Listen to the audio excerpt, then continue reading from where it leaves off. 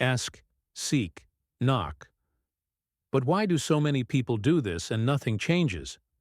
Let me ask you a direct question. How many times have you asked, prayed, tried, and yet the door remained closed? Because that's the paradox. Some people ask for little and receive much, while others ask their whole lives and live in the almost. And perhaps the problem isn't a lack of faith, but the way you're using something that everyone thinks they already know. That's why you should subscribe to the channel, because what you're going to learn here will completely change your financial life, and for the better, of course. There's a famous phrase that seems too simple to be powerful. So simple that most people ignore it. And that's precisely why almost no one sees results. Ask, seek, and knock isn't a pretty slogan. It's a precise sequence. Out of order, everything jams. In order, even what seems impossible begins to yield. Sounds crazy, I know, but it works.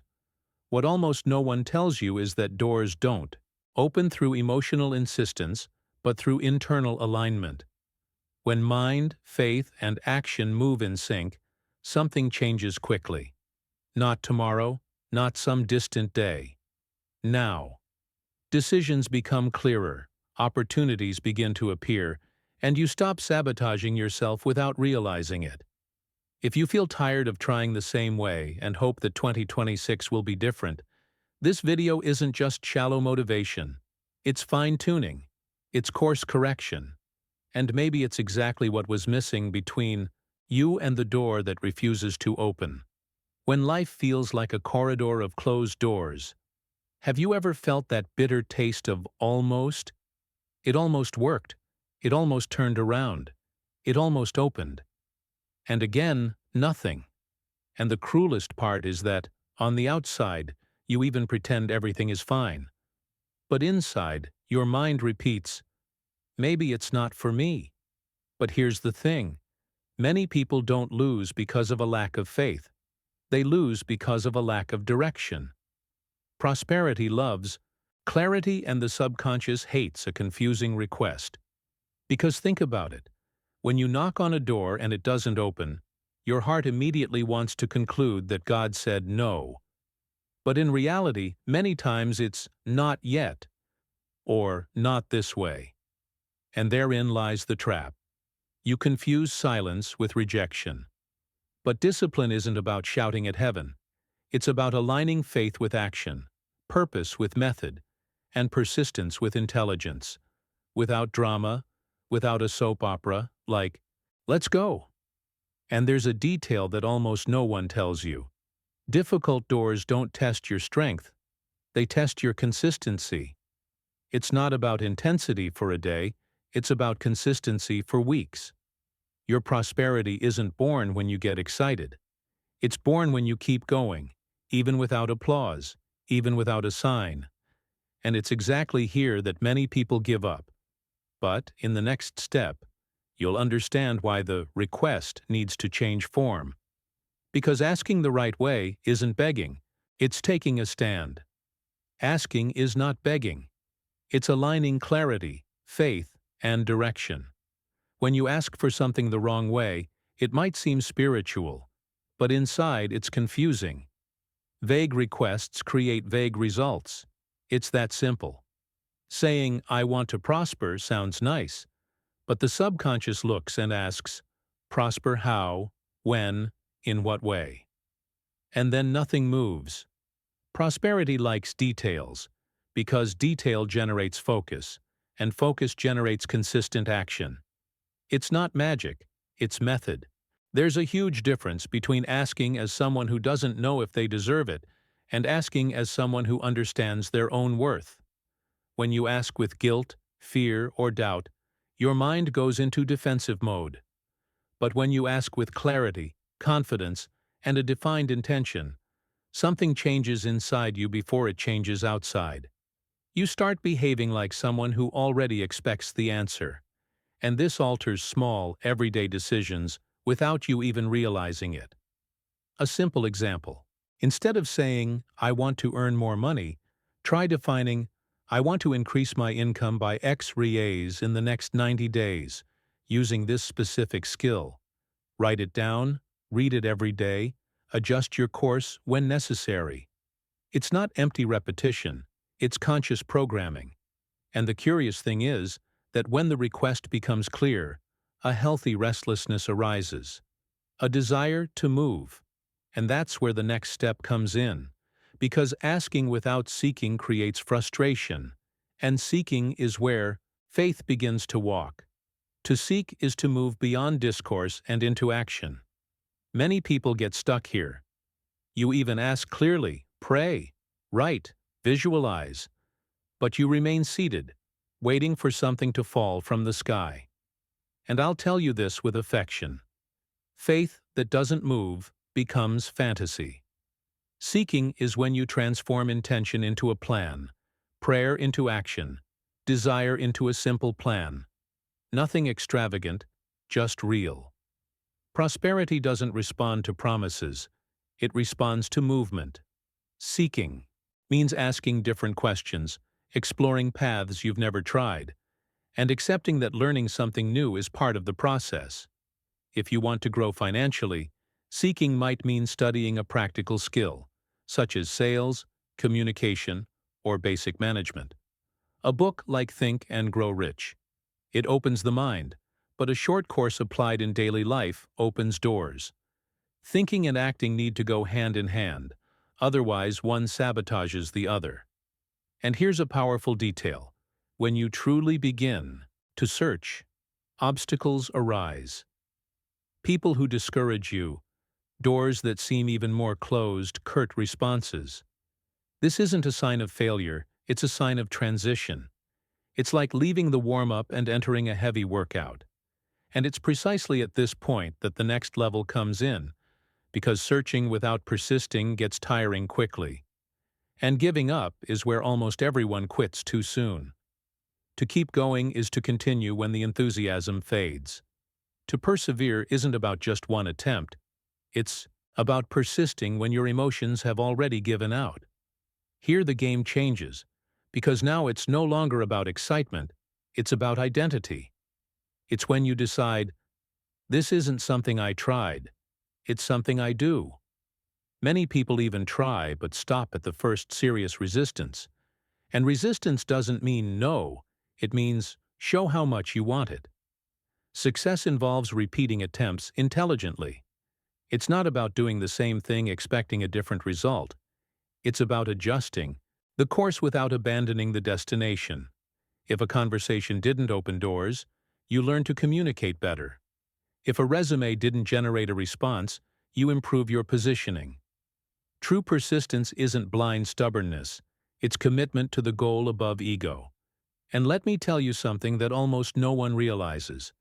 Every important door tests your perseverance before it opens. Not because life is cruel, but because great results require a higher level of maturity.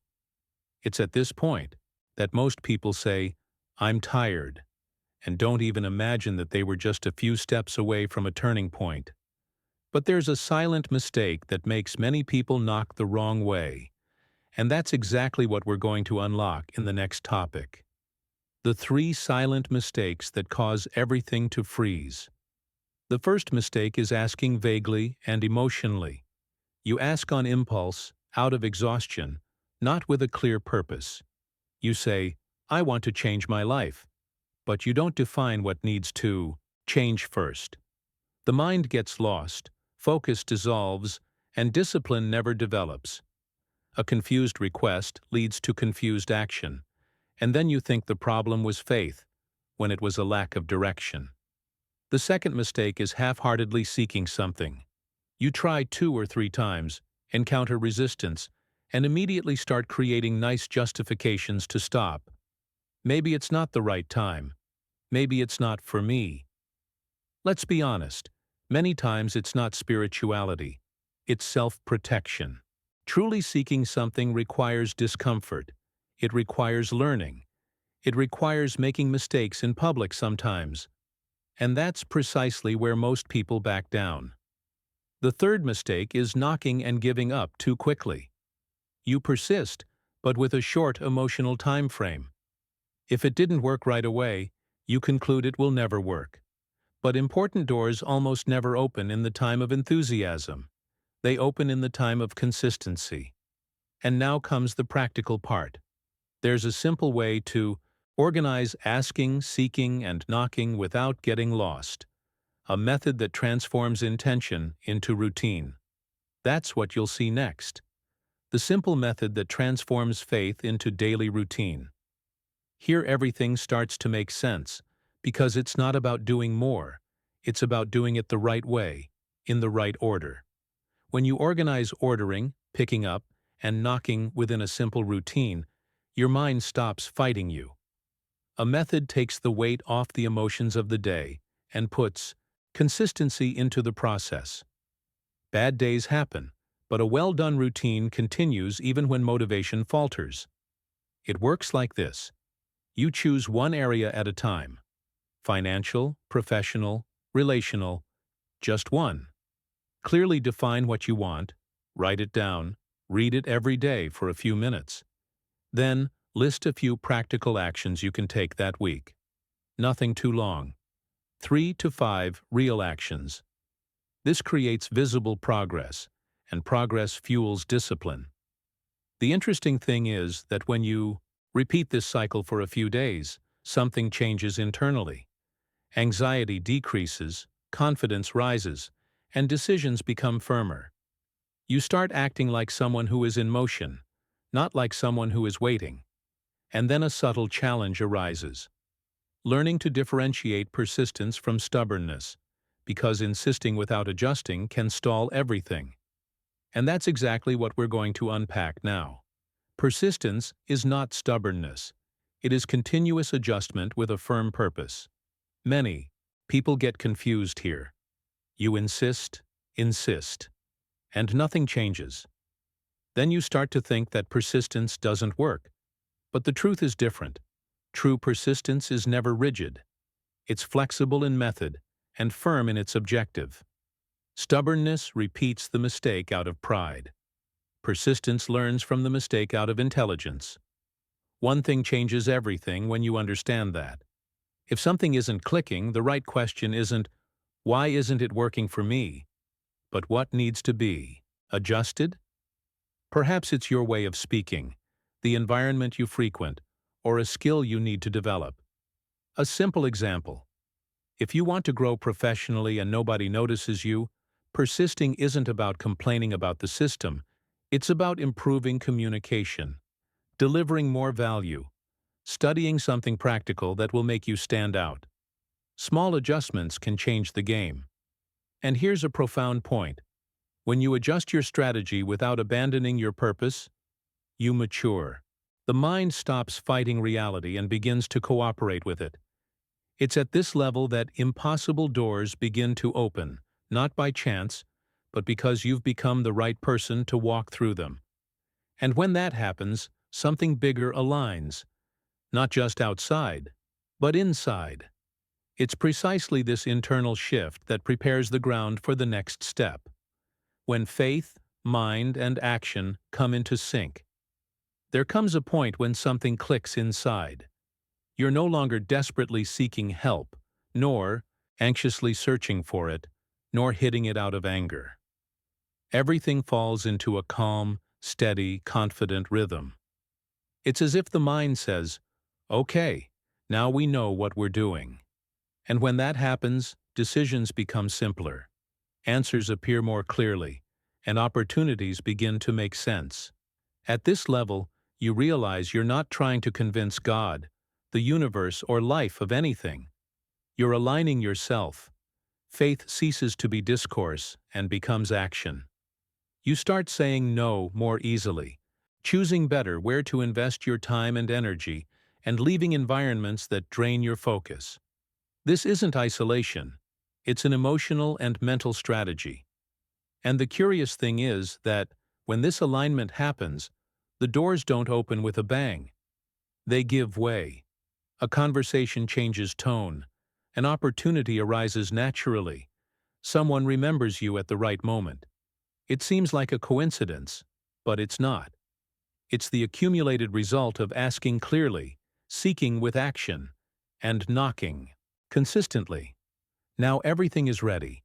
It just needs to be organized from the beginning for those who are just arriving, and that's exactly what the introduction will do. Now the decision is not spiritual, it's practical.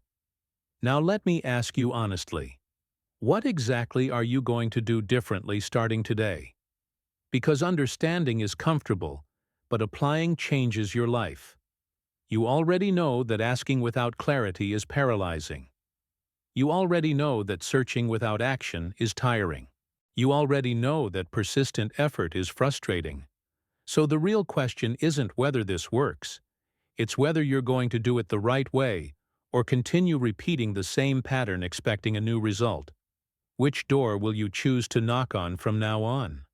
Financial, professional, emotional, relational. Don't try to solve everything at once.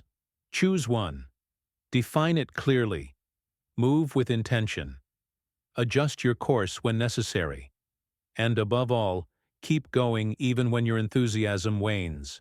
Because important doors almost never open on the first knock, but none resist intelligent consistency. And let me challenge you a little. What if what you call waiting is actually the final test before opening? What if the difference between those who win and those who give up is just one more conscious attempt? You don't need more faith. You need direction, action, and aligned persistence. If you found this content helpful, write it in the comments below. I'll ask, search, and knock until it opens. And tell me which area of your life you're going to apply this to now. Subscribe to the channel. Turn on notifications, because here you don't learn pretty phrases. You learn how to adjust your mind, align your faith, and act strategically to truly change your reality.